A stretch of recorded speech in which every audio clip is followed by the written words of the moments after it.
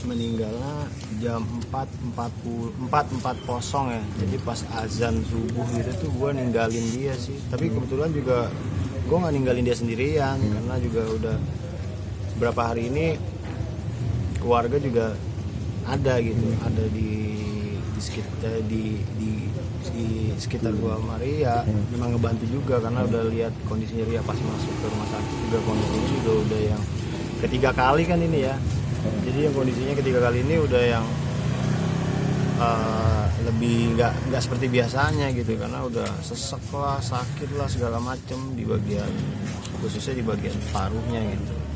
Karena memang bagian kepala udah diobatin kan kemarin, dan treatmentnya udah kelar gitu. Jadi dan dia udah normal banget. Kita ngobrol gitu juga udah biasa-biasa aja ngobrolnya, udah nggak kayak kemarin waktu itu. Kalau ngobrol itu agak delay segala macam, dia udah normal udah jalan dan normal. Cuman di parunya itu ternyata sel kanker itu di parunya ternyata agresif banget. Jadi belum udah kelar di otaknya di treatment, tiba-tiba yang di parunya itu ngejar badannya dia tuh gila banget. Tiba-tiba langsung sesak napas dan nyeri banget setengah badan, sampai setengahnya dari kepala mulai sampai badannya dia deh, setengahnya itu sakit. Akhirnya bawa ke IGD.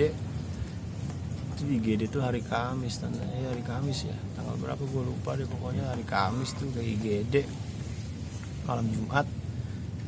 Sampai di sana di ronsen ternyata itu udah kelelep gitu, setengah parunya dia udah kelelep. Akhirnya diambil tindakan sama dokter, ya gimana caranya biar dia nggak sesak, disedot dari agak sedikit ke belakang tapi samping lah, pokoknya daerah dekat paru kirinya lah. Setelah itu udah enak sih, udah ngobrol segala macam, pindah ke kamar. Ternyata sakit kayak gitu kalau disedot doang tapi nggak dicari sumbernya dari mana, dia berproduksinya lebih agresif lagi. Dan rencana memang abis itu disedot lagi sih, abis itu nggak lama dia nyeri, masuk kamar rawat inap itu disedot lagi. Dari awal di IGD itu 885 cc, habis itu kedua kalinya 800 cc lagi. Habis itu juga udah lega segala macam, tapi dia udah nggak bisa kayak berdiri segala macam, nggak bisa, udah lemes. Terus dokternya dia bilang hari Senin ini nih mau kayak alat kayak kamera kecil gitu dimasukin ke mana parunya dia untuk dicari emang sumbernya dari mana ini gitu.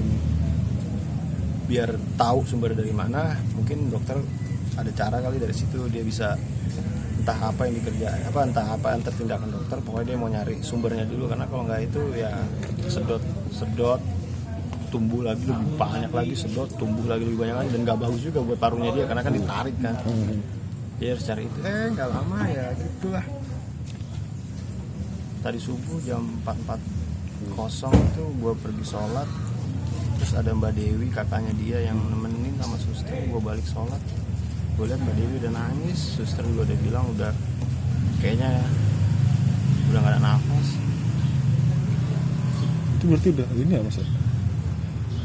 Hari Kamis kan baru masuk rumah sakit lagi kan setelah sembuh itu. Iya. Sebelumnya juga jalan-jalan sama gue ke Bali. Iya kan? Iya, ketemu teman-teman juga. Masih oke. Di Bali juga kakaknya juga Dewi, terus ponakan juga pada kesana nemenin dia juga. Jadi mau ganti suasana aja gitu sambil jalan-jalan, karena udah tahu pasti akan ada treatment lagi kan untuk parunya dia di Jakarta. Ternyata ya itu. Berarti meninggalnya karena parunya ini ya meninggal? Iya, karena parunya udah tenggelam setengah. Jadi dia nafasnya juga udah susah. Nafasnya udah susah banget, dah nggak kayak orang kalau kita nafas masih ya pokoknya nggak bisa mompa aja lah paru-parunya. Jadi kalau dia nafas tuh kayak ada air gitu, kayak bunyi gitu, gitu kan. Tapi dia juga udah bilang dia udah capek sih. Kalau dokter bilang divonis. Kalau dokter sih udah bilang itu gila, dia masih bisa ada dari hari Kamis itu, masih bisa datang ke rumah sakit. Juga ngeliat kasusnya dia sebelumnya juga lah, ini kasusnya kok kayak begini gitu, dan dia masih ada. Dan gue juga kan udah sama dia kan udah ke rumah sakit nginep rawat inep dia kan udah nggak sekali 2 kali, ini yang ketiga kali kan. Jadi yang pertama kali juga habis itu pulang, gue karena udah lama di rumah sakit, jadi punya grup sama keluarga yang jaga, jadi mereka saling beritain gimana Mbak Ria. Gue bilang baik, oke. Terus gue tanya lagi gimana, misalkan nyokapnya dia, gimana nyokap lu, meninggal gitu. Terus gue bilang sama Ria, satu kamar udah pada meninggal semua nih. Nggak lama dia masuk lagi gitu lagi. Gue bikin grup lagi karena 2 minggu di rumah sakit. Gue bikin grup sama orang-orang yang jaga-jaga, sama juga nanya-nanya Mbak Ria gimana. Gue bilang oke. Gue tanya lagi, lu gimana itu yang lu jaga meninggal. Gue bilang lagi sama Ria udah lewat lagi semuanya tuh Ria. Tapi Ria juga ngerasa kan ya, mungkin lagi nanti habis itu 2 kali gitu. Mungkin ada Terakhir obrolan terakhir apa sih, Mas? iya Mas yang dia omongin. Obrolan terakhir apa ya? Obrolan terakhir sih cuma dia bilang sama gue sih cuma ini aja, capek sakitnya, bikin capek gitu karena udah nggak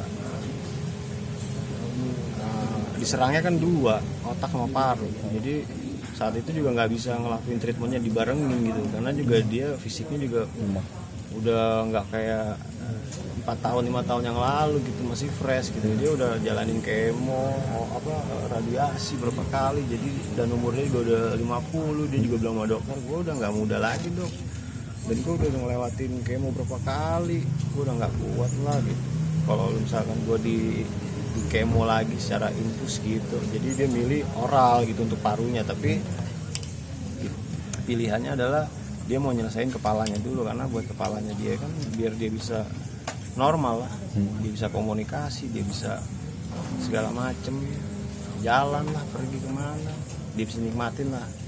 Tapi ternyata parunya juga agresif banget. Selesai otak, baru mau treatment parunya, udah kecolongan, banjir, lelep gitu parunya. Jadi dia.